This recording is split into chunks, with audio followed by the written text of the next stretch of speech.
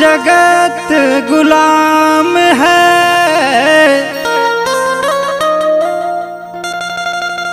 तेरे चरण की धूल,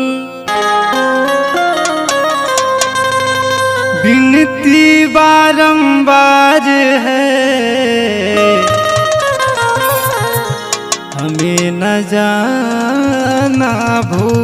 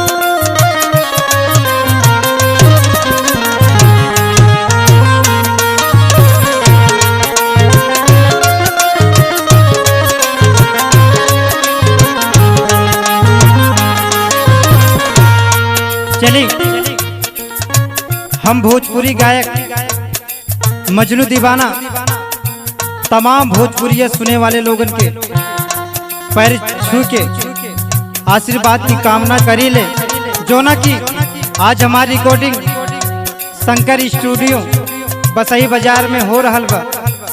यह गीत के राइटर हमारे गुरुजी तिरंगा मास्टर सागन ताखा चिरैया मोड़ के धरती से संबंध रखते हैं। और कहना क्या है, जैसन सोचल रहनी वैसन मैया मोर बाटी करते अजोर बाटी हो। जैसन सोचल रहनी वैसन मैया मोर बाटी करते अजोर बाटी हो। जैसन सोचल रहनी वैसन मैया मोर बाटी जैसन सोचल रहनी जैसन सोचल रहनी वैसन मैया मोर बाटी करते अजोर बाटी हो। जैसन सोचल रहनी वैसन मैया मोर बाटी करते अजोर बाटी हो। जैसन सोचल रहनी वैसन मैया मोर बाटी करते अजोर बाटी हो।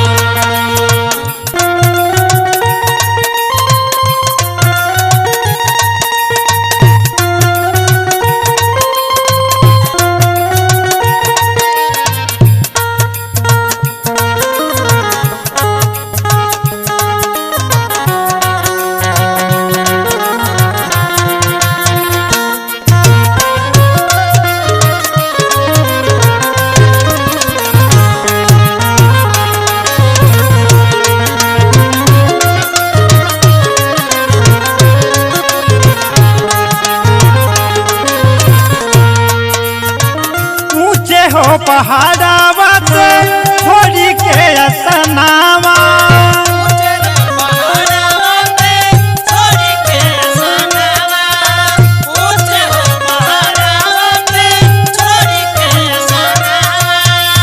आई गई मैया रानी हमरे भवनवा।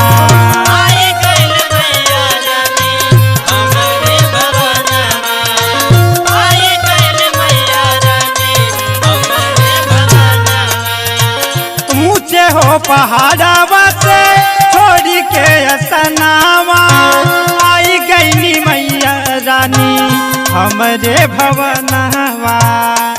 मैया चारों ओरिया मैया चारों ओरिया लेते ही लोर बाटी करते अजोर बाटी हो।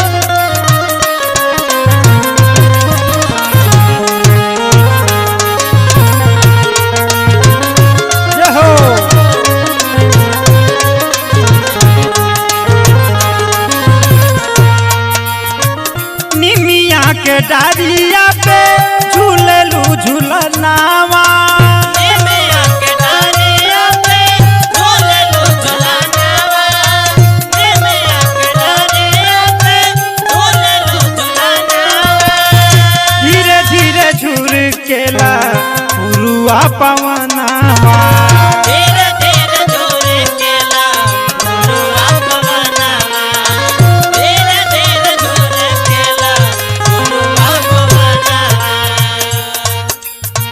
निमिया के डारिया पे झूललू झूलनावा धीरे धीरे झूरू केला पुरुआ पवनावा जय हो देखत नर नारी के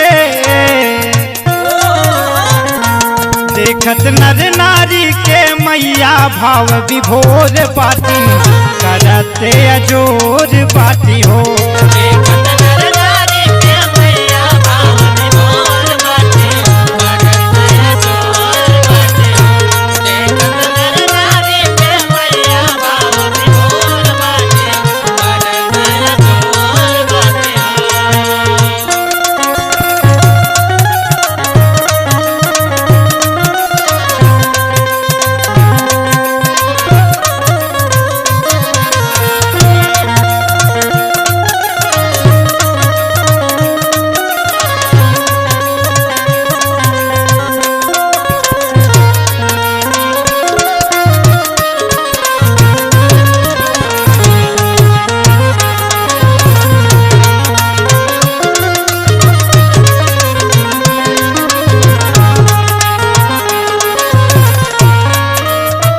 तरी से लाल माई दे दर्शनावा तरसे लाल माई दे दर्शनवा तरसे लाल माई दे दर्शनवा पूजबे चरण माई सजवा बिहनवा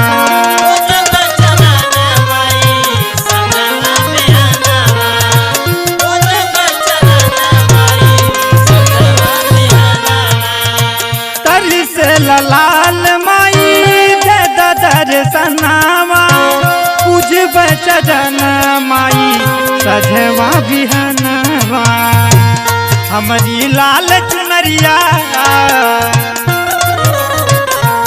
हमारी लाल चुनरिया वाली ना कमजोर बाटे करत अजोर बाटी हो हमारी लाल चुनरिया वाली ना कमजोर बाटे करत अजोर बाटे हमारी लाल चुनरिया वाली ना कमजोर बाटे करत अजोर बाटे ओ जैसन सोचले रहनी वैसन मैया मोर बाटी करत अजोर बाटी